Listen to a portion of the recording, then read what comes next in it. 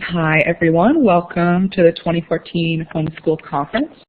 I'm Rochelle Hudson and I'll be the moderator for today. We're going to hear a presentation by Dr. Gina Riley about some research she's done surveying grown unschoolers.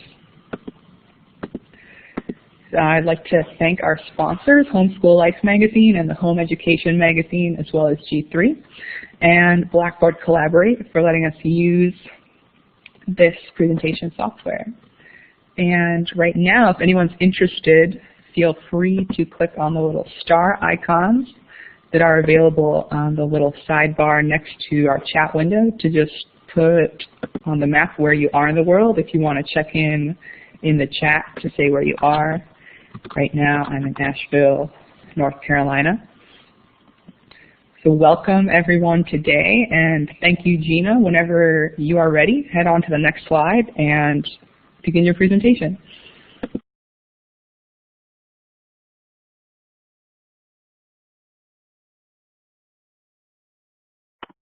Hi everybody, how are you? Got a lot of participants here. I'm so glad you're here. So I'm Gina Riley. I am a researcher and a professor at Hunter College in Manhattan and at Mercy College in Dobbs Ferry. I primarily teach special education and psychology and mental health counseling and school psych to graduate students. I homeschooled my son, homeschooled/unschooled my son. He's now 18. And so today, what I want to talk about is a study that I've done with Dr. Peter Gray of Boston College. And a lot of you know him from his book and from his Freedom to Learn blog on Psychology Today. And we did this really interesting study on grown unschoolers. So that's what I'm going to talk about today. I'm pretty good at looking at chat as I talk. So if you have questions or anything and you want to chat, and then we'll have a Q&A session at the end, feel free. I'm so glad you guys are here.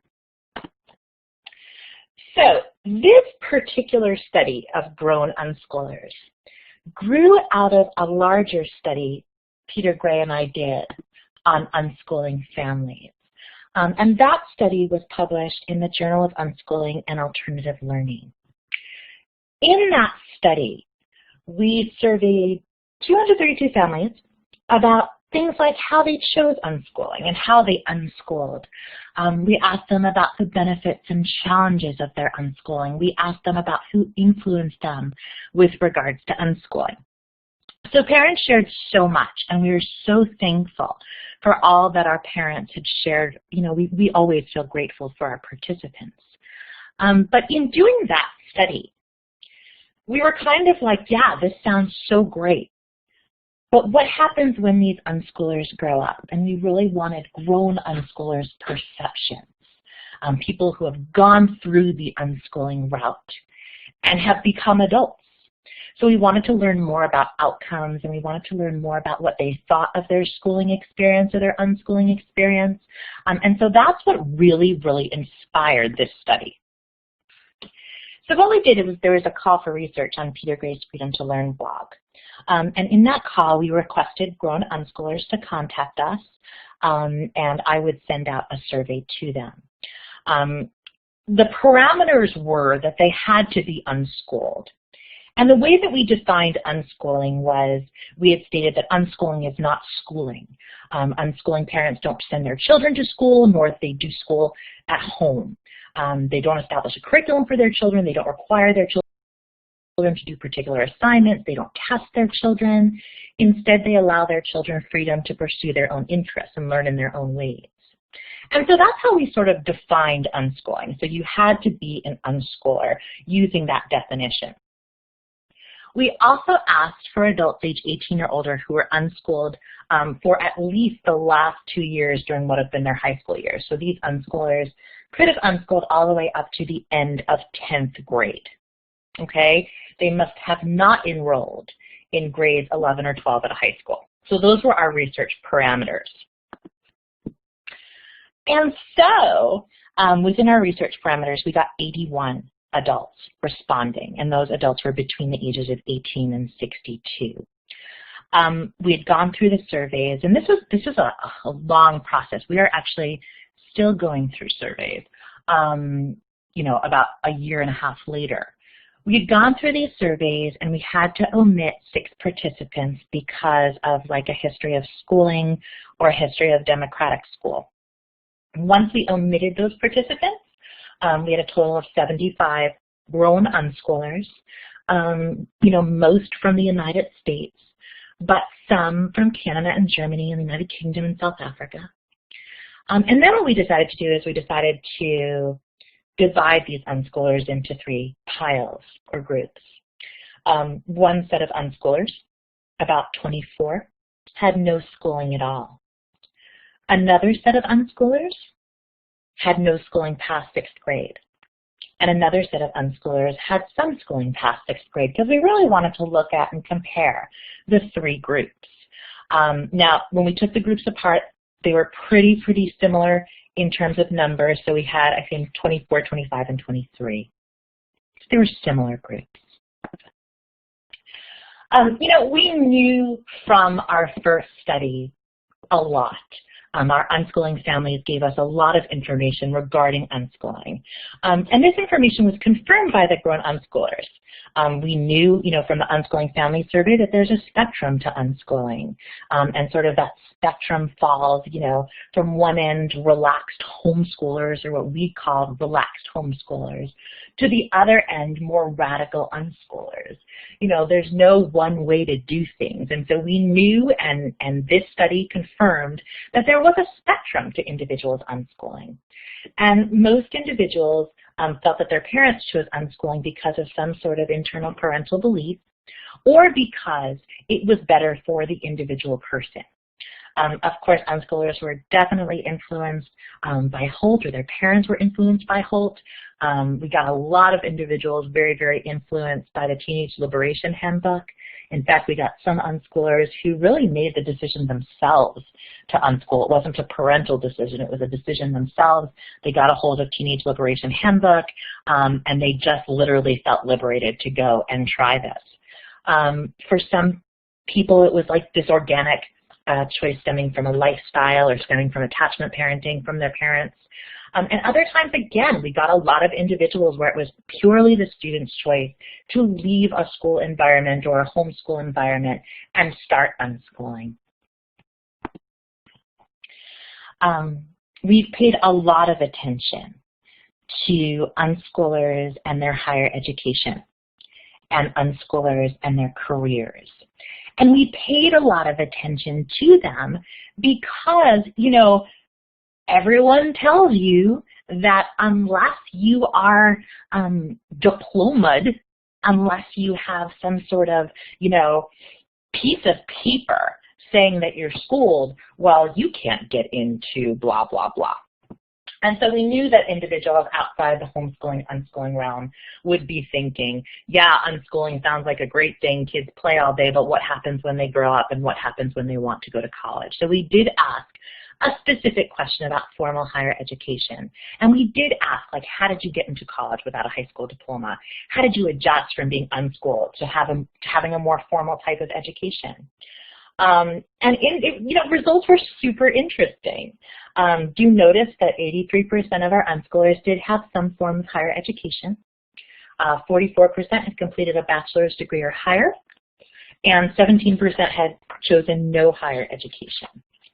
Now, just note that, our sample was pretty young. So the median age of our sample was between 24 and 25. And so this might skew the results a little bit. Some people choose to go on to higher education later. But again, 83% had some sort of form of higher education.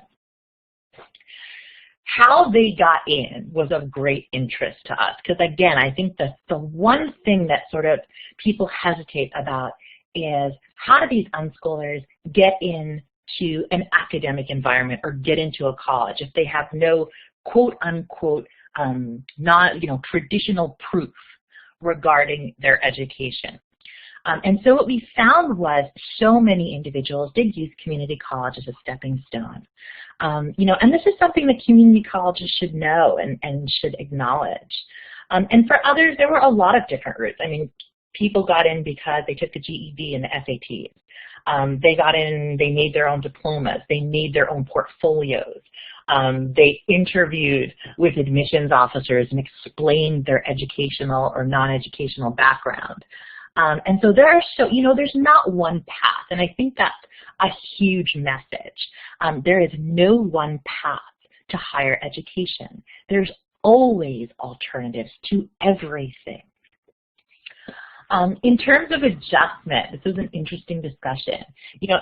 They had said that their adjustment was generally fine, but many participants had said that they were really disappointed with their classmates, that they were really disappointed that their classmates didn't seem to have like priorities straight, and their classmates didn't seem to have like motivation to learn, or why are my classmates like paying for school and not coming to class? So yeah, the disappointment with classmates issue was a big issue to our grown unschoolers. Peter and I had talked about this, and Peter made a funny comment the other day where he was like, it sounds like a little bit like snobbery, but it's not. It's disappointment with individuals who have come from a traditional realm. A lot of individuals spoke about the transition from unschooling to college life, and spoke about how it, in some ways college is very much like unschooling. In some colleges you are very free to choose the classes. You are very free to sort of do what you're interested in.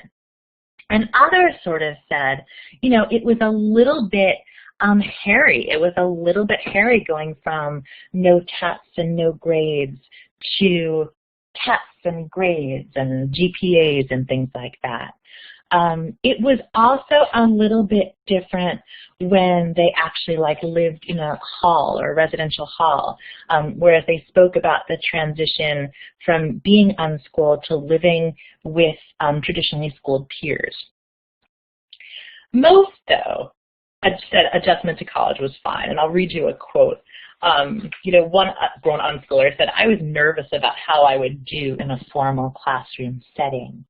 But one thing that unschooling does is it helps you to learn how to learn. And I found that once I got used to taking things like exams, I had no trouble with the class and got good grades." Another said, I definitely experienced a transition in college. I wasn't into frat parties and drinking heavily and the like. So my first 1 or 2 years was I was a bit of a loner with only a few friends. And so, it's really interesting to hear the transition.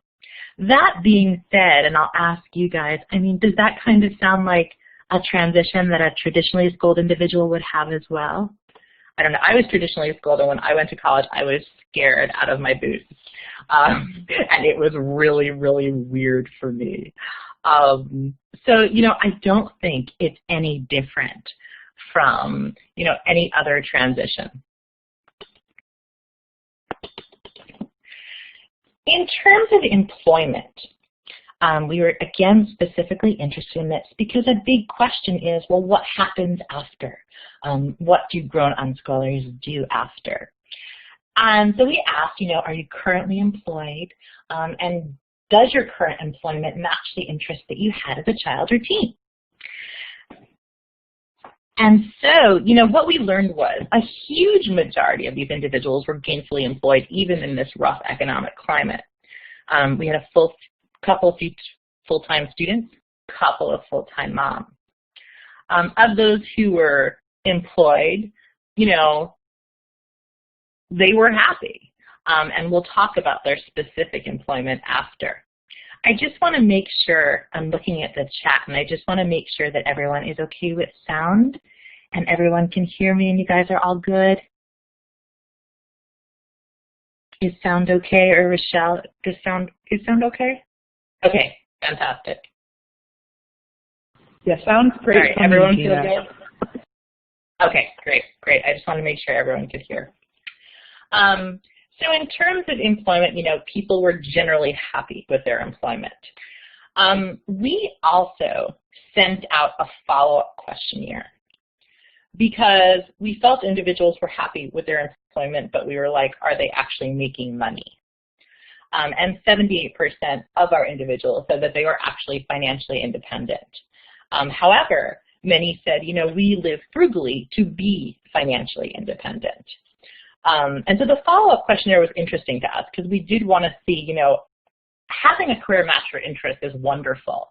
But we thought that the mainstream world would say, hey, you know, yeah, they seem like they're doing what they love, but does that doing what you love translate into money?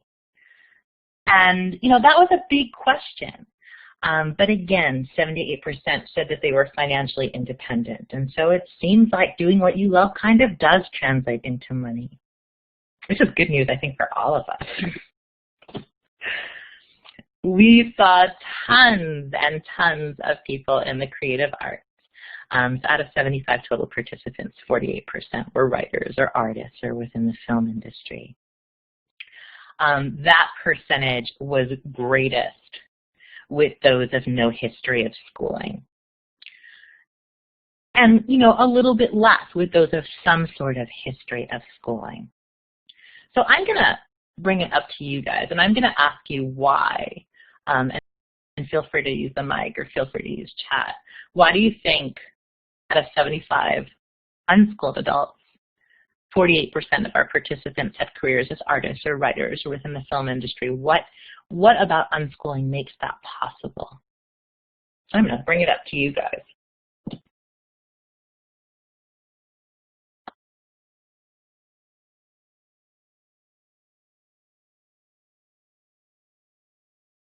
If anyone wants to talk, all microphones should be turned on right now. Just press the talk button at the top of your sidebar on the left-hand side.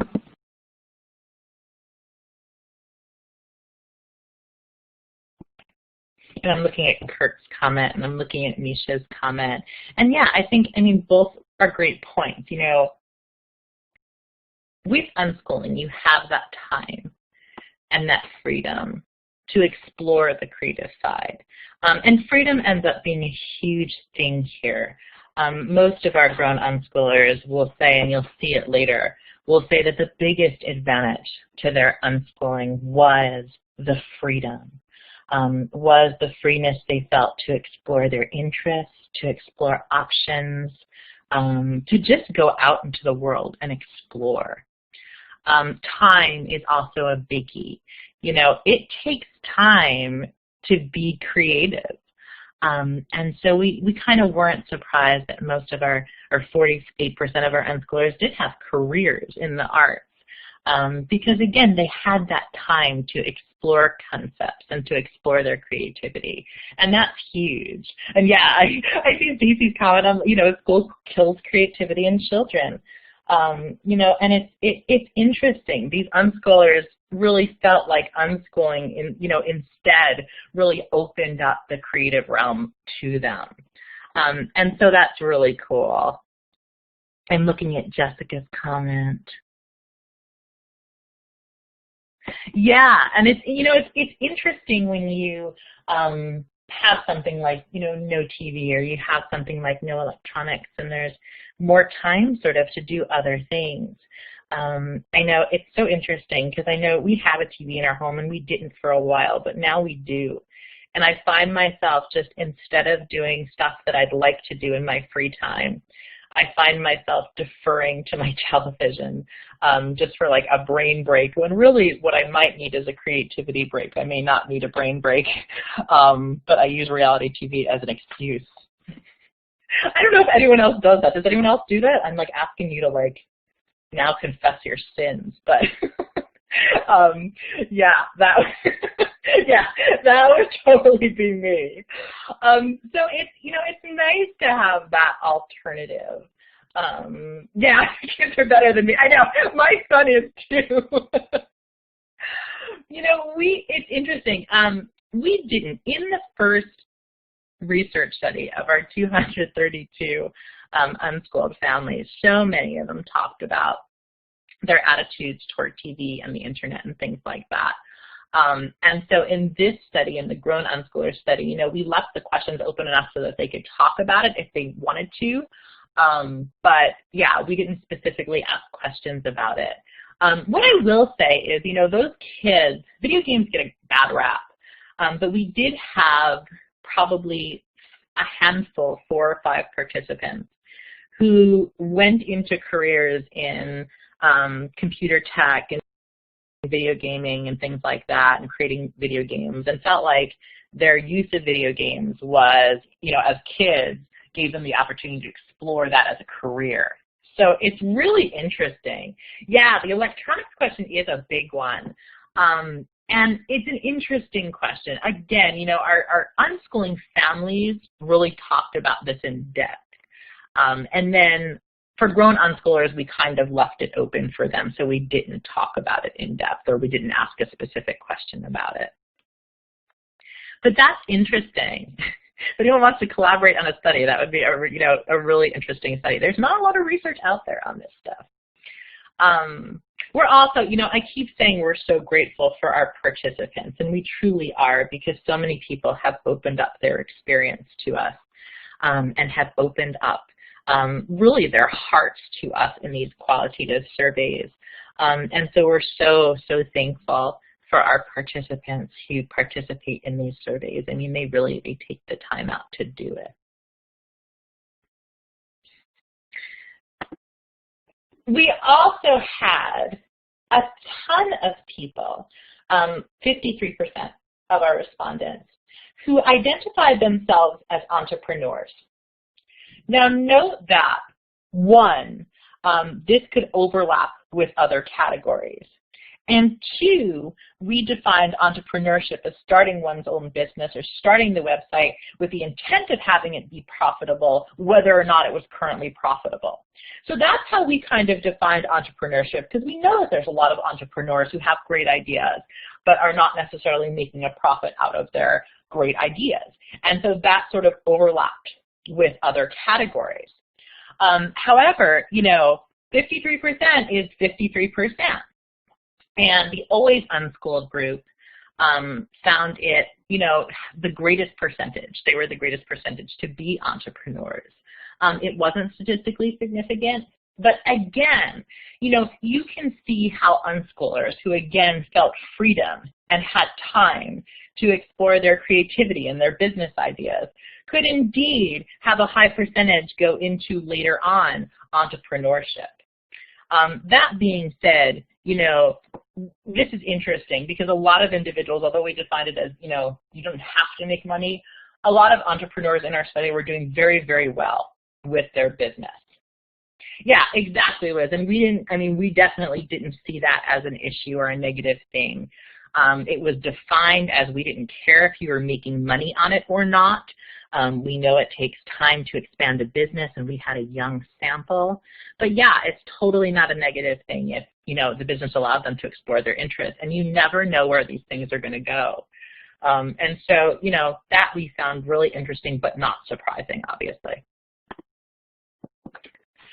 So when Peter Gray put these results on his Freedom to Learn blog, and at first we only had results about creative arts, we had results about entrepreneurship, we talked in our results about evidence of idealism or individuals choosing careers that were idealistic, and we had sort of a section about individuals choosing careers that went with their passions.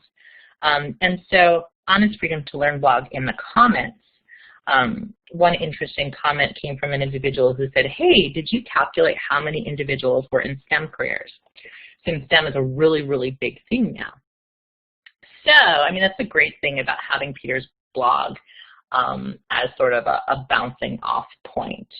So what we decided to do is we decided to go back, because this was grounded theory, qualitative research. We decided to go back into these surveys, and we decided to calculate STEM careers. We used the National Science Foundation STEM definition, and just as a note, that definition is really, really broad. That definition includes social sciences, it includes natural sciences, it obviously includes technology, engineering, and math. But if you had individuals who are an archaeologist or a field biologist, and we did have those individuals, they counted in terms of STEM careers.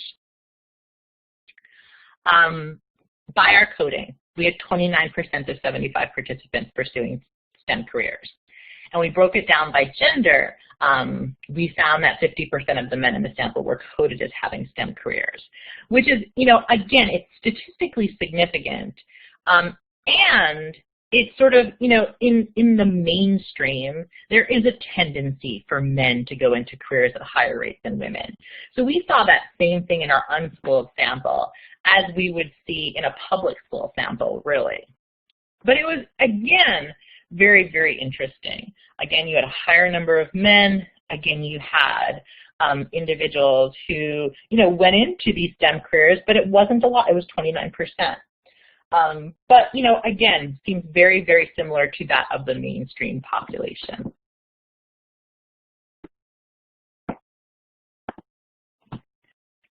Finally, and I don't think this will surprise you guys, 77% of our participants describe this really clear relationship between childhood interests and activities as a child and their current career. So they were indeed following their interests as kids, and as grown unschoolers, those interests turned into careers.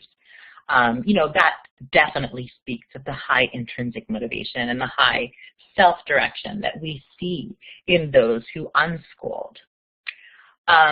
We also noticed, and it was interesting, we also noticed that these individuals felt free to change their careers as their interests changed. They weren't afraid to sort of switch things around. And that was like really, really big.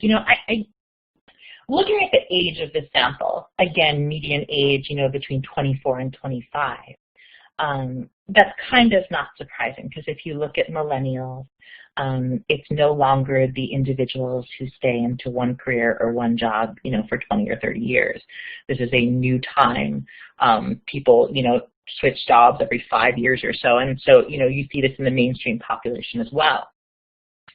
But the unschoolers felt, or we felt from their surveys and from what they said, that the unschoolers were truly, truly being very brave and courageous about this. They were, choosing and switching careers that, that were based upon their interests. And so we felt like that was a pretty awesome thing. Who wants to talk about socialization? Are you guys done with that already? I should have asked you what your background was, but the big S. I think a lot of our grown unschoolers were done. Yeah, right? I think a lot of our grown unschoolers were totally done with the big socialization question. And actually one of our individuals has said, and I'll read it to you because it's such a great quote. She had said, let me just grab the quote, it's so good. She said, as you know, we have all been asked this question. Yeah, but are they socialized? And she had said, and this is a quote, you probably know by now, but this is the first question every homeschooled or unschooled kid gets for decades. We get very good at answering this. We also get very sick of it. I've had my ears perked up since about the age of 5 for somebody to ask if this is a conventionally schooled kid, ask this of a conventionally schooled kid, and I've yet to hear it. I've heard lots of stories about kids who are miserable or in wacky social situations because of school, but I've never heard the validity of those social norms questioned the same way homeschoolers or unschoolers are automatically grilled about it within the first 5 minutes of meeting anybody new. And she goes on, and she goes on interestingly to say the boilerplate answer to what about socialization is this. I had friends of many different ages as a kid. I had friends who were 4 and 80, and it made me feel confident interacting with all sorts of people early on. We really found that, 69.3% of our grown unschoolers stated that their social experience was good. They felt like homeschool groups and after-school activities, and a lot of individuals, a lot of our adults mentioned not back to school camp. There was enough social stuff to feel like they were socialized. That being said, we did have 8 out of 75 unschoolers whose survey suggested their social life was poor. And I'll talk about those. I want to specifically talk about 3 individuals who did have a negative experience with unschooling. And part of that negative experience was the feeling of them being isolated. So I'll talk about that after we talk about socialization. But a huge majority of our participants, 88% or 68%, said that age mixing was the best part of being an unschooler. You didn't have to be friends with individuals of your same grade or of your same age. By being out in the world, you automatically made friends of all ages. And, in having friendships with individuals of all ages, you gain different perspectives. You're not defined by your peer group. You get, to gain the perspective of older individuals, of senior citizens, of everybody in the world. So it's really, really cool. It does. The truth is, in our study, and I think actually the grown unschoolers we studied were pretty much more honest than the 232 families we studied about their socialization. I'm actually glad we asked this question to the grown unschoolers. Notice not everyone said that their social experience was like great. Whereas parents, I think parents sometimes feel defensive, and I say that as as a parent of a homeschooled kid, parents may feel defensive about their kids' social experience, and so we kind of got some of that defensiveness in the 232 families. But in these adult unschoolers, they were really honest about their socialization. Again, most individuals, 69%, had a really good experience. But we did have individuals who said they felt lonely or they felt isolated.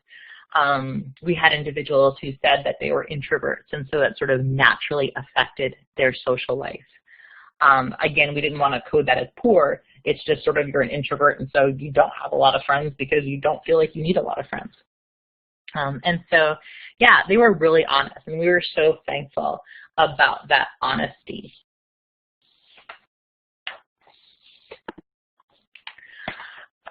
In terms of evaluation of unschooling and overall evaluation, instead of asking like, okay, well, how did you feel your unschooling experience went? What we asked was, would you unschool your own child or your own future children? Couple of things to note here. Again, this was a young sample. But out of that sample, 50 out of 74 participants said, or said in a way that we assumed as yes. 8 participants out of the 75 were currently unschooling their own children. Yeah, so if, 5 participants no, and I'm going to talk about 3 of those 5 participants. 3 of those 5 participants didn't feel like they had a choice. The rest of the individuals, so you have 50 participants that said yes or that we coded as yes, 5 participants that we coded as no. And then you have these 19 adults that said, well, maybe or it depends. A lot of people really, this question made a lot of people think. And I think it's hard to ask individuals who are 20 and 30 if they aren't, if they don't have families or children or aren't partnered. I think it's hard to ask, will you unschool your kids? But they answered really, really with a lot of thought. And many said, out of the 19, they said, well, it would have to be up to the preference of our partner. Many said, it would depend upon the financial situation because finances sometimes make it hard to unschool. We had some say it would depend on the family situation. Some were open to, using a democratic school or a homeschool co-op. It was sort of like, I don't know, it depends. But again, they were very, very honest about this one. In terms of advantages, We asked about advantages and disadvantages. Of course, and no big surprise here, two of the most commonly mentioned advantages of unschooling were that freedom and independence and time to choose one's interests. Self-direction, self-motivation was huge, 70% of participants. Continued learning was huge. And so, I don't think these are any surprise if you're an unschooling parent or if you're a homeschooling parent. You see this in your kids. You see that the advantage of home education or unschooling is freedom or independence or time. You see the intrinsic motivation. You see the self-direction. But I think if you're coming from I do love reading about the advantages. I love how people express their advantages. Coming from an outside standpoint, though, coming from a public school or a traditionally schooled standpoint, these advantages are huge and very, very different from what you find in a public school or a traditional school. Most traditional schools work on a system of PBIS or positive behavior supports or extrinsic rewards. You don't see a lot of public school kids saying that, the biggest advantage of going to public school was the freedom I felt. And so, yeah, that's big. Hey, Jessica, I totally agree. I am so jealous. I love that 64% of unschoolers said that an advantage was learning and continued learning. Because, most individuals said that, I'll continue to unschool for the rest of my life. Unschooling is not just this thing we do from kindergarten to 12th grade or whatever. Unschooling is just how we live life. And I think that's a beautiful, beautiful thing. Yeah, Liz, I often wonder about how I would, not only how my life would be different, but how I would be different if I was unschooled. I often wonder if I would have gone on to higher education. I often wonder if I would have been an academic. I often wonder if I would care about the degrees. I probably wouldn't. Yeah, it's an interesting thought. In terms of disadvantages, there are a couple of disadvantages that we mainly saw, and these definitely overlapped with the disadvantages that our 232 unschooling families told us about in the study published in the Journal of Unschooling and Alternative Learning. Main disadvantage for both the families and the unschooled adults was other people's opinions toward unschooling. And this includes the opinions of extended family. One individual had shared with us that he was living with his mom was a single mom, and he was living with his grandmother and grandfather and aunt at the time. And it was really hard to live in a house where he loved the unschooling environment, but his grandmother and grandfather and aunt just hated it and would ask, when is he going back to school every day? And so it's hard when those around you don't support the choice that you made or don't support the choice that your parents have made for you. And so with the unschooling families and the unschooling adults, that was the biggest disadvantage, other people's opinions toward unschooling. Another disadvantage was the social isolation that came about as an unschooling teen. We had 3 participants say, unschoolers don't have much of a dating scene. And I thought that was a really good point. Sometimes, in public schools, the dating scene is big. And so, unschooling doesn't have much of a dating scene.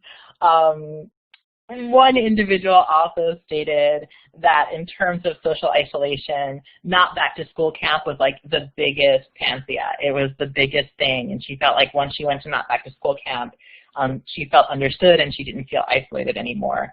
So that was huge for individuals. Other people said that issues of social adjustment were big. It was a different transition.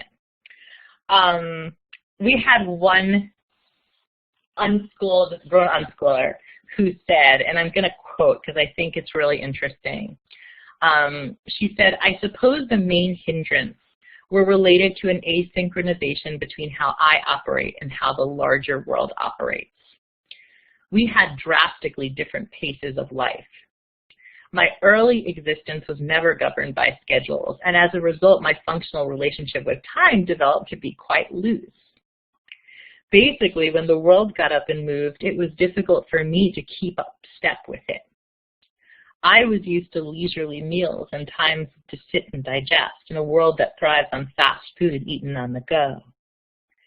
The challenge for me was and is to learn to thrive on fast food when I have to, figuratively, that is. And I think, that's the social adjustment complaint that we heard. It wasn't sort of like we didn't fit in, but it was sort of like we do things differently than the quote-unquote mainstream world, and sometimes it takes time to adjust to that. And again, most individuals said, that's okay, but it did take time to adjust. It is important to note that, 28 participants did say that there was no disadvantage to unschooling and felt like there was nothing poor that they could talk about. Yeah. I just want to check on your comments because they're so beautiful. Yeah, the dating thing was interesting. It was interesting to hear adult unschoolers say, well, honestly, there wasn't so much of a dating scene, but, and one of the unschoolers said, but that was fine because I probably wasn't ready to date anyway, and things like that.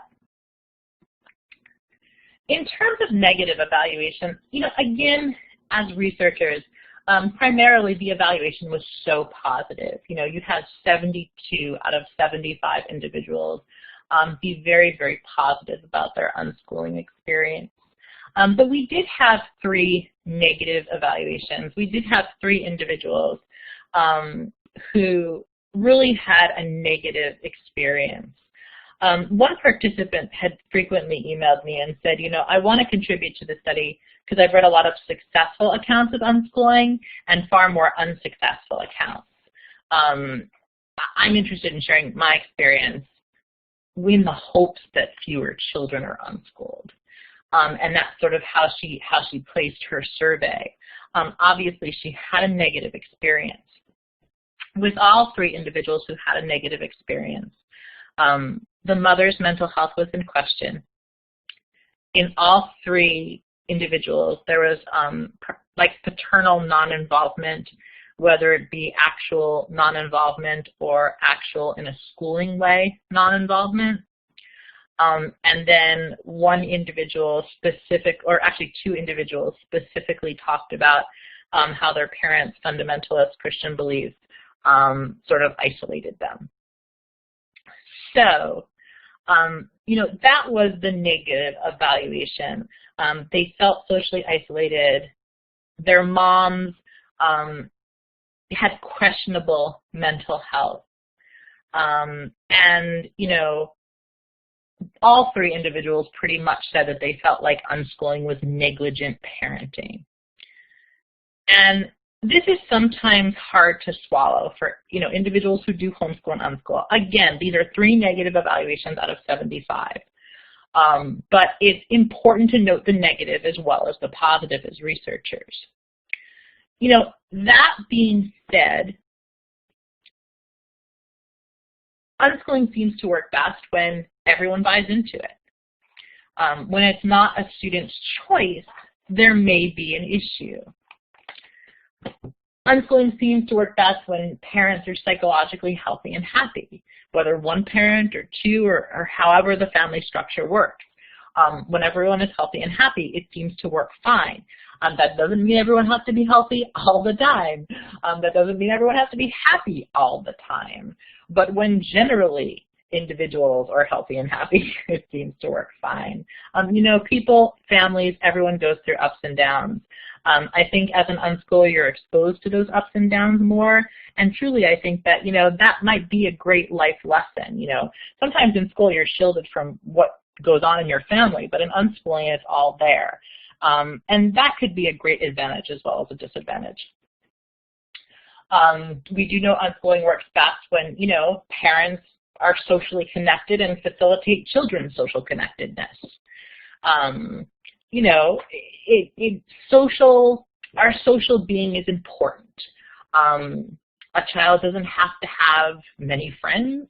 You know, you could have that introvert who's fine with themselves, but there has to be some sort of connectedness with the outside world.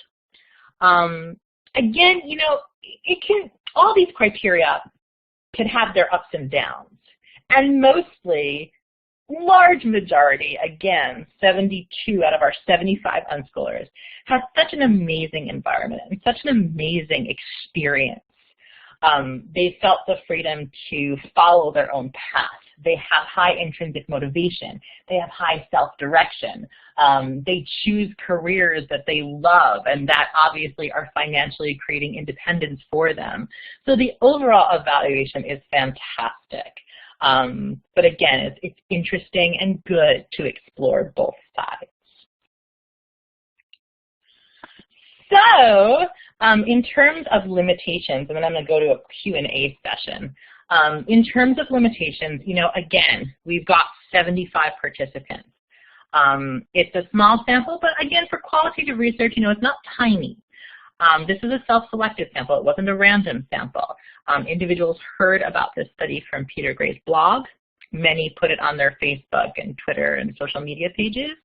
And so it was a self-selected sample, and we are sure that, you know, individuals who had a positive experience unschooling were more likely to go and fill out this qualitative survey.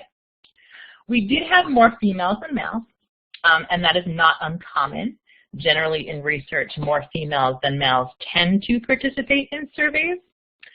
And then again, you know, it was qualitative research. So great question, Kirk. I see qualitative and quantitative research as equal. I do both.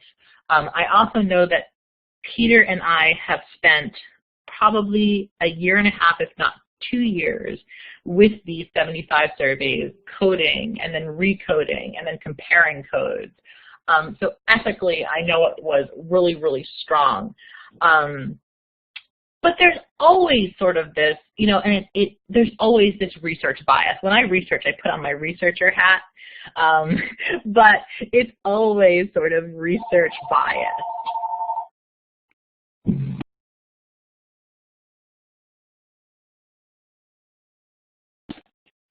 And so, you know, again, it's not like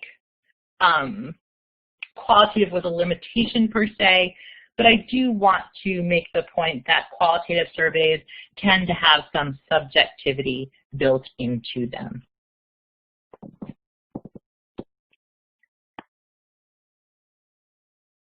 All right, so in terms of more girls and boys, in our survey of the families, no, we actually had more boys than girls in our survey of families. So I can only speak to our survey, but in the 232 families, there were definitely more boys than girls.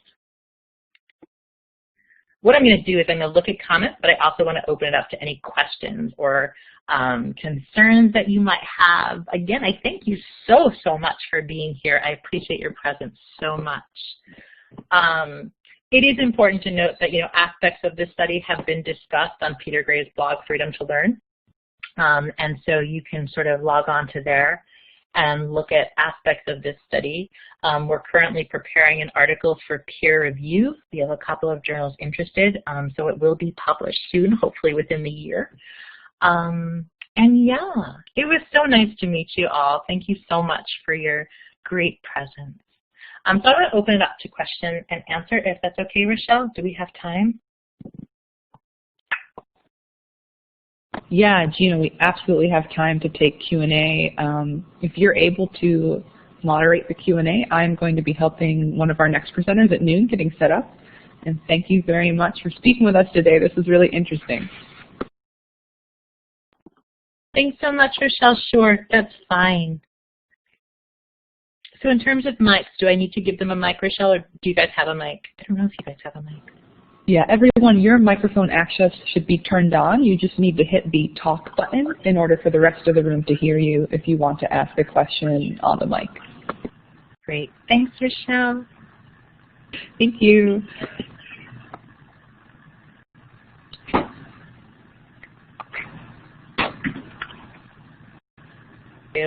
I'm going to open this up to Q&A, and so you can Q&A on chat or on mic.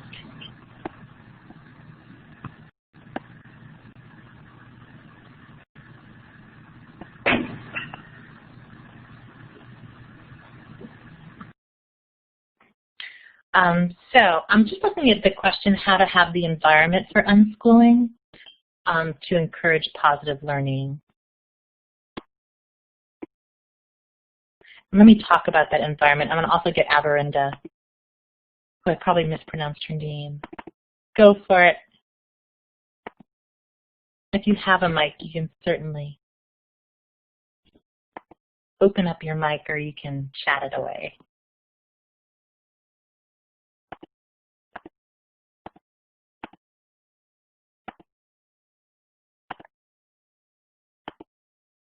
When I wish I heard you. Let's see, we'll try to get her the mic.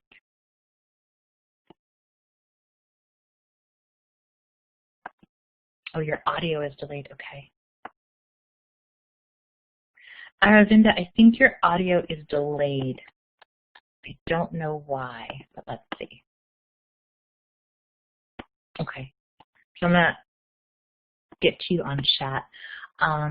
In terms of environment, you know, I think that most parents do create a positive environment for their child.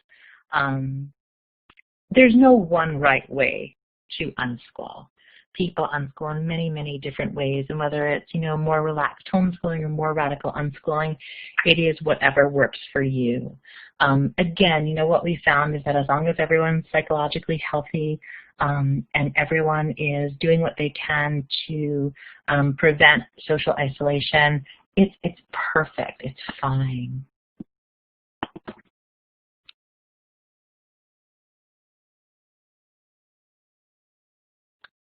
Ooh, I love this. I'm looking at Liz's comment. You know, I study generally self-determination theory, Edward Dietschy and Richard Ryan's self-determination theory. And I've done a study on autonomy, competence, and relatedness in unschooled individuals or homeschooled individuals versus in individuals who have been traditionally schooled.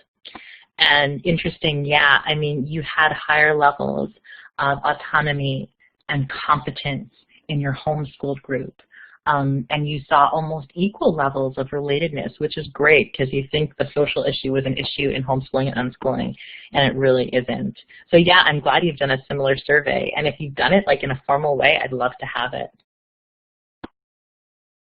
Yeah, and I think you're right, Kirk. I mean, truly quantitative researchers can engage in subjectivity as well. I think, you know, in that sense, we were like figuratively, every time you do qualitative research, you sort of have to quantify, you know, this was qualitative, and there's, in research, you know, qualitative research generally has high levels of bias and things like that. Right, you can't, you know, in terms of other people, we did see that one of the prime disadvantages was sort of other people's opinions toward unschooling. And in terms of other people, obviously, you can't control other people, but you can indeed, you know, foster a great environment yourself within your own environment. Aravinda, if you want to try now, I've left all permissions on, so hopefully you can try now. I'd love to hear you. Can you hear me? Yes! Yay! Okay. Yeah. No, I was just trying to shift the discussion towards the social side of kind of creating a society where informal and free-flowing learning environments flourish, whether you, I mean, instead of thinking of unschooling as a separate thing that some people do, but, you know, improving access to learning resources for the public at large, like increasing in parks and libraries and museums and so many environments where natural mixing of ages and free-form learning and just open sharing, childhood learning, all of these things that we kind of package into our notion of unschooling actually could be taking place in society at large, more than what they are now. And I think that I remember reading in John Holt's book that for the kinds of ideas that he advocates to really be accessible to all, we need not a change in schools, but a change in society. I love that. I think my biggest question, and Everenda, you can answer this, or anybody else, whether voice or chat, is that, I mean, how do we do that? How do we facilitate that? How do we foster it? Obviously, like libraries and museums. Well, just a very brief, I mean, right today we see cuts in so many things. The library hours are reducing. I mean, where I am in Maryland, the library meeting space, which used to be free, now charges. You know, museum programs are getting cut. Public facility, everything that used to be sort of open to the public and commonly shared with is getting tightened. And this is taking away so much of the opportunity for free-form learning that was available to the public at large. It doesn't matter whether you're going to school or not. What about the rest of your life? And then opportunities for senior citizens to be, you know, part of the community, not separated out to the senior center. But then I think earlier someone was talking about bringing, you know, involving senior citizens and young children who often have a lot in common and a lot to offer each other. And the segregation by age group is not limited to the school. I think we're seeing it infiltrate society at large, and we can resist that. Yeah, I love that. I mean, I strongly believe in what you're saying. I hope, you know, libraries are such a fantastic resource. Museums are such a fantastic resource, and supporting those resources is so important. Again, that age mixing thing, you know, whether it's done formally or informally, kids of all ages love that. I think, you know, when you take age out of the question, it's like we're all, you know, the same. And so, yeah, what you're saying is absolutely true. I love that. And I love the idea, I'm looking at Kirk's comment, and I love the idea of open spaces. And I love the idea of different sort of educational resources. Stacy asks about my opinion regarding unschooling in a Sudbury school. I think that they're very similar spaces. Again, I think it's all about freedom of choice. Peter Gray wrote a great study on Sudbury School and young adult outcomes in Sudbury schools, and he found very similar results to young adult outcomes in unschooling. Again, you know, it's more choice. If a family feels that they can provide an environment that's conducive to unschooling, that's wonderful. And if a family chooses to send their student to a Sudbury school, which encourages democratic learning, then that's great too. I think it's all about sort of individual choice. And I think, you know, honestly, it's easy to engage and find a community once you just go out there and try to find it. I think conferences like this do wonderfully in doing that. Yeah, so I'm looking at Aravinda's John Holt comment. Fantastic. Well, thank you all. It's so, so nice of you to be here. Thank you so much for your presence. My email address is on the last slide if you want to contact me or if you have any questions. Again, make sure you read Peter's blog. It's really, really awesome. It does have the results of our study in 4 parts. So thank you. Thank you so much. Your presence was amazing. And have a great time at the rest of the conference. So my email address is the professorginariley@gmail.com address. And again, feel free to email with any questions or comments you may have. Thanks so much, guys. Thanks, Kurt, for coming. I see a friendly face. I know that name. Yeah, sticking around for you. Awesome, Kirk. So glad you came. So glad you were here. Thanks so much, you guys.